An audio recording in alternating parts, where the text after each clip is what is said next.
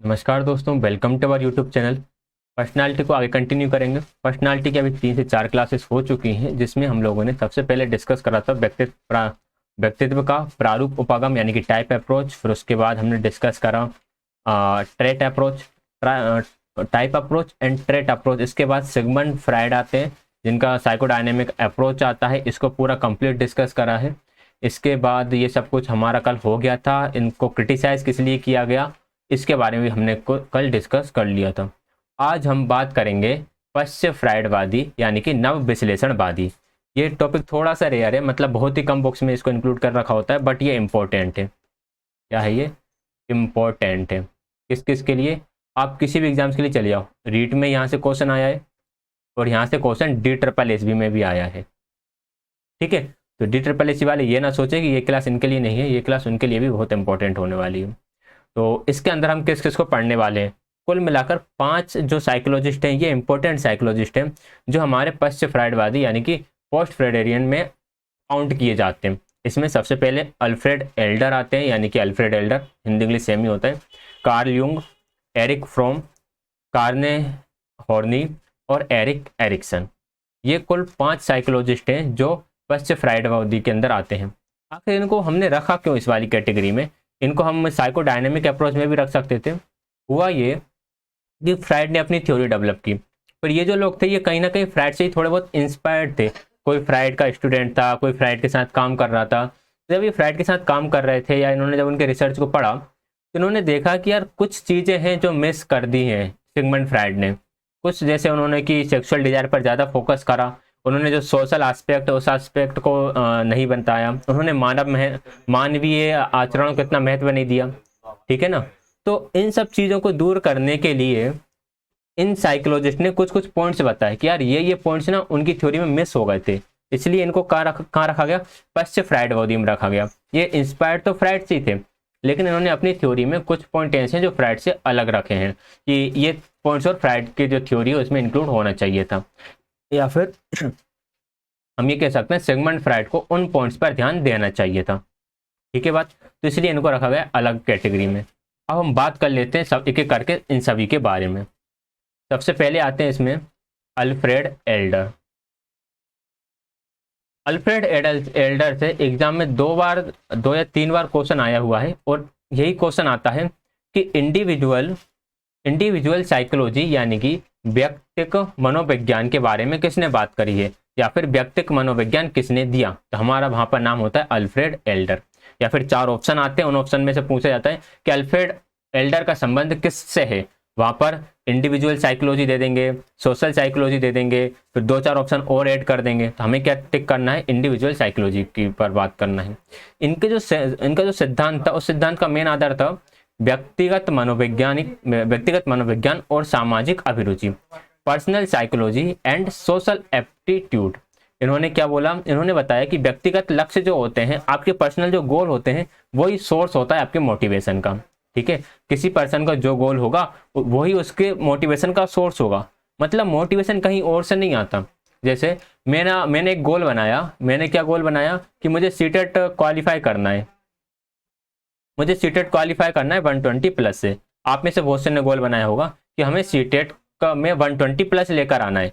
तो ये जो आपका गोल है ना, यहीं से आपको मोटिवेशन मिलेगी।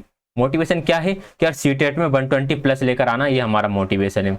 सीटेट क्वालिफाई होने के बाद बहुत से लोगों का गोल होगा कि अब हमें DSSB क्वालिफाई करना है, या फिर जो रीट की प्रिपरेशन कर रहे हैं उन्हें रीट एग्जाम निकालना है। यूपी टेट वाले बोल रहे होंगे हमें यूपी टेट निकालना है। तो सोर्स ऑफ मोटिवेशन क्या है? ये जो एग्जाम्स के लिए उनका गोल है ना, यही सोर्स ऑफ मोटिवेशन है। कोई अपना एक गोल बनाता है कि यार मुझे ना एक कार खरीदनी है, बढ़िया बेहतरीन लग्जरी कार खरीदनी है। अब उसका गोल क्या हो गया? लग्जरी कार खरीदना। तो अब ये कार ही क्या है? यही उसके लिए एक मोटिवेशन है। ये बात किसने करी? अल्फ्रेड एल्डर ने बात करी। इन्होंने हीनता मनोग्रंथि के बारे में बताया। हीनता मनोग्रंथि मतलब कि कुछ चीजें होती हैं, असफलता हो गया, दुख हो गया, दुश्चिंता हो गया, जिस वजह से हमारे माइंड में कुछ हीन भावनाएं आ जाती हैं। इस तरह से इन्होंने हीनता मनोग्रंथि को डेवलप करा है या इस पर बात करी है। ठीक, इंपॉर्टेंट पॉइंट क्या याद रखना अल्फ्रेड एल्डर से? इंपॉर्टेंट पॉइंट आपको ये याद रखना है कि इन्होंने अपने सिद्धांत में personal psychology and social aptitude को महत्व दिया है। इंडिविजुअल साइकोलॉजी की बात करी है, यानी कि व्यक्तिगत मनोविज्ञान की बात करी। सोर्स ऑफ मोटिवेशन किससे बताया? पर्सनल गोल को ही सोर्स ऑफ मोटिवेशन बताया। ये पॉइंट इंपॉर्टेंट है। बाकी इन्फीरियरिटी कॉम्प्लेक्स को भी आप याद रख सकते हो। क्लियर? यहां तक समझ में आया? अब बढ़ेंगे हम आगे सेकंड की तरफ। फिर आते हैं कार्ल यूंग। कार्ल यूंग ने इस कैटेगरी में क्या बात करी? इन्होंने अपने सिद्धांत में महत्व किसको दिया? उद्देश्यों को और आकांक्षाओं को। जो आपके गोल होते हैं और जो आपकी क्या बोलेंगे, एस्पिरेशंस जो होते हैं, इसको उन्होंने महत्व दिया है कि यार आपका उद्देश्य क्या है, पहले तो आप ये देखो। ठीक, उस पर आपकी पर्सनालिटी डिपेंड करेगी। जैसे किसी का उद्देश्य होता है क्या बनना? डॉक्टर बनना, उसकी पर्सनालिटी उससे रिलेटेड होती है। कोई इंजीनियर बनना चाहता है, उसकी पर्सनालिटी उससे इफेक्ट होती है। कोई टीचर बनना चाहता है तो उसकी पर्सनालिटी कुछ उस तरह की होती है। तो आपका जो एम है वो आपकी पर्सनालिटी को इफेक्ट करेगा। इन्होंने बात करी है विश्लेषणात्मक मनोविज्ञान यानी कि एनालिटिकल साइकोलॉजी। अब ये पॉइंट इंपॉर्टेंट है। कार्ल यूंग से क्वेश्चन बनकर आता है कि निम्न कार्ल यूंग ने किस तरह की साइकोलॉजी के बारे में बात करी या किस तरह की पर्सनालिटी के बारे में बात करी? तो एनालिटिकल साइकोलॉजी, या फिर आगे हम बात करें, पहला एनालिटिकल साइकोलॉजी हो गया। इसके बाद और भी कुछ पॉइंट्स हो सकते हैं, सोशल साइकोलॉजी, इंडिविजुअल साइकोलॉजी, या फिर और भी कुछ हो सकता है। ठीक, आगे आता है फिर सामूहिक अचेतन पर बल, यानी कि emphasize on the collective unconscious. अब कलेक्टिव अनकॉन्शियस क्या है? देखो, सामूहिक अचेतन का मतलब ये कि कुछ आर्केटाइप्स होते हैं, जैसे कि आप बोल सकते हो कि हम ईश्वर को मानते हैं, अर्थ को एज अ मदर मानते हैं। तो ये कुछ गुण हैं जो हमारे व्यक्तित्व को प्रभावित करते हैं। क्लियर है बात? तो जो सामूहिक अचेतन है यानी कि कलेक्टिव अनकॉन्शियस है, इसमें इन्होंने इंक्लूड कर रखा है कि कुछ आर्केटाइप्स हैं जो आपकी पर्सनालिटी को इफेक्ट करते हैं। वो जब सारे कलेक्ट होकर आपकी पर्सनालिटी को इफेक्ट करते हैं। क्लियर?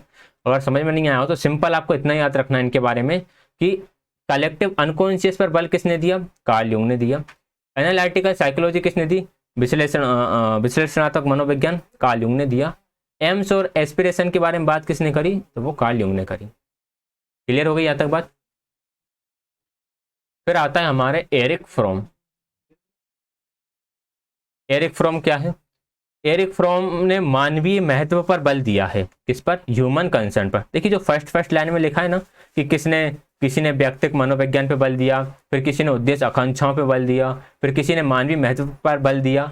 तो यहीं से एग्जाम में क्वेश्चन बनकर आता है। ठीक है, क्योंकि मैं आपको कंटेंट क्वांटिटी बेस्ड प्रोवाइड नहीं करा रहा, मैं साथ में क्वालिटी भी रख रहा हूँ उसमें।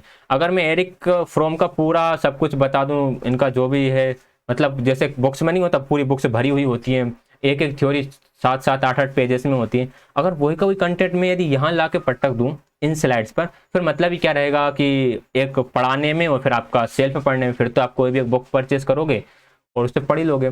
यहाँ पर आप पढ़ रहे हो, इसका मतलब यह है कि जो कंटेंट मिल रहा है आपको वो एग्जाम ओरिएंटेड मिल रहा है एंड टू द पॉइंट मिल रहा है, कोई फालतू का नहीं मिल रहा कि जिससे हमें पढ़ने का कोई मतलब ही नहीं है। ठीक है, मैं ज़्यादातर कंप्लीट सेंटेंस भी यूज नहीं करता कि आपको जस्ट वर्ड से चीज़ें पकड़ में आ जाए। फिर आता है जैविक उन्मुखता की तुलना में सामाजिक उन्मुखता पर बल, emphasize on social orientation rather than biological orientation. जहाँ पर सिगमंड फ्राइड की बात करें तो उन्होंने ज़्यादातर बायोलॉजिकल ही बात करी है, लेकिन उन्होंने सामाजिक उन्मुखता पर बात करी। तो ये की पॉइंट हो गया किसके लिए? एरिक फ्रॉम के लिए, कि उन्होंने सोशल ओरिएंटेशन मतलब सामाजिक गुणों के बारे में ज़्यादा बात करी है कि जो हमारा समाज है वही हमारी पर्सनालिटी को डिफाइन करेगा, वहीं से ही हमारे गुण विकसित होंगे। ठीक है, कुल मिलाकर हम ये कह सकते हैं कि हमारी पर्सनालिटी किस तरह की रहने वाली है, ये एरिक फ्रॉम ने बताया कि इस पर डिपेंड करेगा कि हम किस तरह की सोसाइटी में रहते हैं। ठीक है, जिस तरह की सोसाइटी में हम रहेंगे उसी तरह के गुण हमारे डेवलप हो जाएंगे। मनुष्य का को बताया कि मनुष्य एक सामाजिक प्राणी है, बिल्कुल सही बात है। तो एरिक फ्रॉम की जो थ्योरी है वो किसके थ्रू जा रही है? देखो, मानवीय महत्व, मनुष्य क्या हो गया? समाज में रहने वाला व्यक्ति हो गया। सामाजिक उन्मुखता की बात करी, मनुष्य को सामाजिक प्राणी बताया। इन्होंने एक चीज और बताया कि बुद्धि और क्षमता की उपलब्धि कब होती है? बुद्धि और क्षमता की ये जो उपलब्धि है, इनका विकास कब होगा? इनका विकास जब होगा जब आपके अंदर स्वतंत्रता की इच्छा और न्याय के लिए संघर्ष के गुण विकसित होंगे। जब आपके अंदर ऐसी कोई इच्छा होगी कि मुझे फ्री रहना है, मुझे फ्री होना है। फ्री होने का मतलब ऐसा नहीं है कि आप बाहर आसमान में जाकर उड़ रहे हो या फिर आपके पास कोई रोक टोक नहीं है। फ्री होने का मतलब कि आप अपनी लाइफ बिल्कुल ईजिली वे में जी पा रहे हो। जैसे कि आप गवर्नमेंट जॉब की प्रिपरेशन किस लिए कर रहे हो?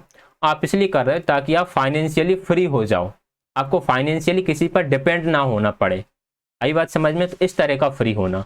न्याय के लिए संघर्ष मतलब आपके साथ कभी कुछ गलत ना हो, आप इसके लिए काम करते हो और मेरे साथ कभी कोई गलत ना हो, मेरे पास सही काम होना चाहिए क्योंकि मैं सही के लिए काम कर रहा हूँ। तो इससे आपकी पर्सनालिटी इफेक्ट इससे अपनी पर्सनालिटी इफेक्ट होती है, यानी प्रभावित होती है। आई बात समझ में? तो एरिक एरिक्सन ने किस पर बात दिया? ज्यादातर सामाजिक मुद्दों पर बात करी। सोशल ओरिएंटेशन इनकी थ्योरी रही थी। क्लियर? एरिक फ्रोम के बाद फिर आते हैं हमारे कारेन हार्नी। ये हार्नी है। कारेन हार्नी किसके बारे में बात करती हैं? कारेन हार्नी जो थी वो ऑप्टिमिज्म थी, यानी कि आशावादी थी। आशावादी विचारधारा कैसे? कि जब सिगमंड फ्राइड की थ्योरी आई, ये उनकी शिष्याएं थी, उनके साथ काम करती थी। सिगमंड फ्राइड की जब ये थ्योरी आई तो वो थ्योरी कुछ इस तरह से आई थी जिसमें बात की गई थी किसके बारे में? ज़्यादातर पुरुषों के बारे में बात की गई थी। उनकी जो थ्योरी थी वो पुरुषों पर डिपेंडेंट थी, ठीक है, यानी कि उन्हीं के गुणों को लेकर बनाई गई थी। उन्होंने रिसर्च भी ज़्यादातर मेल्स पर ही की थी, फीमेल्स पर ज़्यादा रिसर्च उन्होंने नहीं करी थी। तो इन्होंने सबसे पहली बात तो यही बोली कि जो जेंडर है ना तो कोई जेंडर अपने आप में श्रेष्ठ होता, ना ही कोई जेंडर अपने आप में छोटा होता, ना तो सुपीरियर होता और ना ही इन्फीरियर होता। क्लियर है? यानी और इन्होंने एक साथ साथ एक बात और बोला कि हमें हमें किसी भी जेंडर को बड़ा या छोटा नहीं बताना चाहिए। हर एक जेंडर को दूसरे जेंडर को प्रोत्साहित करना चाहिए। हर एक जेंडर को दूसरे जेंडर के महत्व को समझना चाहिए। क्लियर है बात? ये होगा। फिर है मनोवैज्ञानिक विकार बाल्य अवस्था की अवधि में विक्षुब्ध अंतरवैयक्तिक संबंधों के कारण उत्पन्न होते हैं। Psychological disorders arise due to disturb interpersonal relationship during the childhood period. देखो क्या होता है डिस्टर्ब इंटरपर्सनल रिलेशनशिप्स, क्या होते हैं इस चीज को समझ लो, ये बहुत इंपॉर्टेंट चीज है। विक्षुब्ध अंतरवैयक्तिक संबंध। देखो क्या होता है डिस्टर्ब इंटरपर्सनल रिलेशनशिप। देखो कई बार क्या होता है कि जब बच्चे छोटे होते हैं उसी टाइम पे घर में कई तरह के वायलेंस या फिर किसी भी तरह के लड़ाई झगड़ा हो सकते हैं। इसमें सबसे इंपॉर्टेंट मैं सीधा सीधा बता देता हूँ, जो माता पिता होते हैं, ठीक है, माता पिता का जो झगड़ा होता है ये बच्चों के विकास को प्रभावित करता है। तो माता पिता को चाहिए कि वो इस तरह का मतलब जो से उनका झगड़ा होता है कभी कभी वाला ठीक है, लेकिन कई बार होता ही रहता है, कुछ क्या पता क्या क्या बोल देते हैं वो झगड़े में एक दूसरे से, बच्चे वहीं सुन रहे होते हैं। तो कोशिश करना चाहिए कि बच्चों के सामने उस तरह की भावनाएं अपनी व्यक्त ना करें। अगर उनके माइंड में कुछ चीज़ जैसे भरी हुई है ना कि नहीं यार लड़ना ही है, एक दूसरे का सिर फोड़ना ही है हमें, तो बच्चे जब स्कूल चले जाएं या कहीं बाहर खेलने जा रहे हो तब एक दूसरे का बढ़िया बैठकर आराम से सिर फोड़ो, लेकिन उनके सामने इनको डिले करने की कोशिश करो जितना हो सके, क्योंकि इससे उसके अंदर मनोवैज्ञानिक विकार उत्पन्न हो जाते हैं बच्चे के अंदर। आई बात समझ में? तो इस बात का आपको ध्यान रखना है कि इंटरपर्सनल रिलेशनशिप जो है बच्चे की वो डिस्टर्ब नहीं होना चाहिए। तो कारेन हार्नी ने किस पर बात करी? मेन फोकस था इनका लिंग पर, यानी कि जेंडर पर, कि कोई भी जेंडर को हमें सुपीरियर और इंफीरियर नहीं मानना है। ठीक है, फिर है एरिक एरिक्सन। एरिक एरिक्सन की जो थ्योरी है इसे हम अलग से पढ़ेंगे पूरे डिटेल में, अभी बस यहीं पर जरा टॉपिक आ जाता है तो हम इसको थोड़ा डिस्कस कर लेते हैं। इन्होंने आइडेंटिटी के बारे में बात करी कि व्यक्ति अपनी स्वयं की खोज यानी कि खुद की आइडेंटिटी को डिस्कवर करने के लिए काम कर रहा होता है। किशोर अवस्था में आइडेंटिटी क्राइसिस आ जाते हैं जब बच्चा अपनी पहचान के बारे में ही कंफ्यूज होता है कि यार मैं हूँ कौन, मुझे करना क्या है, समाज में मेरी पहचान क्या है, इस बारे में वो बात करता है। इसके बाद विकास को एक जीवन पर्यंत चलने वाली प्रक्रिया है और अहम अनन्यता इस प्रक्रिया में केंद्रीय स्थान माना है। ये बोलते हैं कि ग्रोथ क्या है? एक लाइफ लॉन्ग प्रोसेस है। ग्रोथ ग्रोथ को क्या माना? ग्रोथ को उन्होंने एक लाइफ लॉन्ग प्रोसेस माना है, क्योंकि जब हम इनके स्टेजेस पढ़ते हैं तो वहां पे जन्म से लेके वृद्धावस्था तक की उन्होंने पूरी बात करी है। और self identity is considered central in this process. जो सेल्फ आइडेंटिटी है ना वो कौन सा रोल प्ले करती है? वो सेंट्रल रोल प्ले करती है बच्चे के डेवलपमेंट में। सेल्फ आइडेंटिटी मतलब कि खुद को ही जानना कि आखिर मैं हूँ कौन। अगर व्यक्ति ये समझ जाता है कि यार मैं हूँ कौन, समाज में मेरा रोल क्या है, तो फिर उसका डेवलपमेंट भी एक अलग तरीके से होता है। आई बात समझ में? तो ये एरिक एरिक्सन हो गया। तो ये हमारे कौन से थे? ये हमारे इंपॉर्टेंट 5 साइकोलॉजिस्ट थे जिसके बारे में अभी हमने पढ़ा, जो किसके अंदर आते हैं? जो पश्च फ्राइडवादी होते हैं। इसमें Alfred Adler, Carl Jung, Erich Fromm, Karen Horney and Erik Erikson आए। मैं एक बार फटाफट इनका रिवाइज करा देता हूँ। अल्फ्रेड एल्डर ने किसके बारे में बात करी थी? अल्फ्रेड एल्डर ने बोला है व्यक्तिगत मनोविज्ञान, यानी कि इंडिविजुअल साइकोलॉजी। ठीक है। कार्ल युंग ने किसके बारे में बात करी थी? विश्लेषण मनोविज्ञान। बिल्कुल, विश्लेषण मनोविज्ञान। एरिक फ्रॉम ने किसके बारे में बात करी थी? एरिक फ्रॉम ने बात करी थी, क्या था ये, मानवीय महत्व, जैविक सामाजिक उन्मुखता। ठीक है, मिक्स हो जाते हैं सारे, सामाजिक उन्मुखता। कारेन हेरनी ने जेंडर यानी कि लिंग की बात करी थी। एरिक फ्रॉम ने आइडेंटिटी क्राइसिस। आई बात समझ में? तो ये इनके की पॉइंट है, इन की पॉइंट्स को याद रखिएगा। थोड़ी सी राइटिंग खराब है, समझ लेना। तो ये हमारी थ्योरी यहाँ पर होती है कंप्लीट। इसके बाद जो आते हैं साइकोलॉजिकल टेस्ट, इनको पढ़ेंगे हम नेक्स्ट वीडियो में। वीडियो पसंद आया हो तो लाइक, शेयर एंड चैनल को सब्सक्राइब कीजिएगा। पीडीएफ के लिए आप टेलीग्राम चैनल ज्वाइन कर लीजिएगा, यहाँ पर आपको सारी क्लासेस के पीडीएफ प्रोवाइड कर दिए जाएंगे। कोई भी यदि आपको डाउट रहता है तो इसके लिए कीजिएगा कमेंट। ठीक है, और भी कोई डाउट हो तो फिर आप पूछ ही सकते हो। टेलीग्राम चैनल पे जो डिस्कशन ग्रुप है, नेशन बिल्डर एकेडमी सर्च कीजिएगा, उसी में डिस्कशन ग्रुप भी अटैच किया गया है। तो डिस्कशन ग्रुप पर भी आप अपने क्वेश्चंस वगैरह जो भी आपके डाउट्स हैं वो डाउट आप पूछ सकते हो।